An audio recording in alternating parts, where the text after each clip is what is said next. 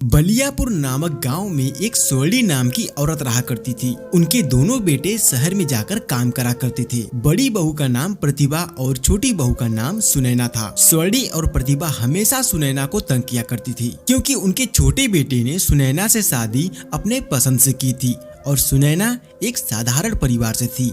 एक बार बड़ी बहू के हाथ से सास का चश्मा टूट गया। प्रतिभा मन ही मन सोच रही थी कि ये क्या कर दिया मैंने, ये तो माँ जी कल ही बनवा कर लाई थी। उनको पता चलेगा तो बहुत गुस्सा होंगी। क्या करूं सोच ही रही थी कि तभी उसके मन में एक ख्याल आता है। प्रतिभा घर के बाहर काम कर रही सुनैना के पास गई और कहा, सुनैना सुनो, माँ जी के कमरे से जूठे बर्तन ले आओ। सुनैना, ठीक है दीदी, अभी ले आई। सुनैना जैसे ही माँ के कमरे में गई तो उसने देखा कि चश्मा नीचे टूटा हुआ है। उसने चश्मा उठाया ही था, तब तक प्रतिभा माँ जी को लेकर घर के अंदर पहुँच गई। प्रतिभा, हे भगवान, माँ जी का चश्मा तोड़ दिया। माँ जी कल ही इसे बनवा कर लाई थी।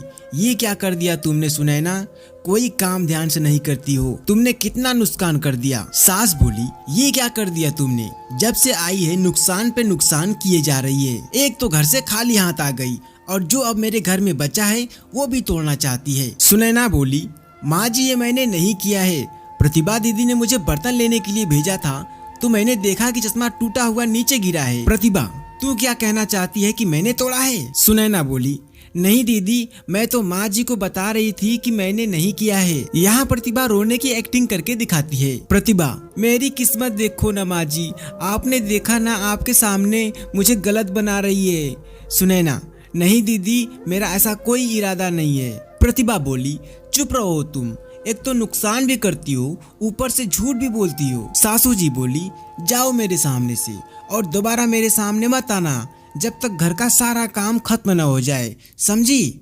उसके बाद तुम जंगल चली जाना, वहाँ से लकड़ियाँ काट कर ले आना। प्रतिभा, जंगल चली जाइयो समय से, समझ गई कि नहीं? सुनैना, लेकिन दीदी इन सब कामों को करने में ही शाम हो जाएगी, इतनी जल्दी ये सब कैसे करूँगी? प्रतिभा, मुझे क्या पता, माँ जी ने बोल दिया सो बोल दिया, समझ गई?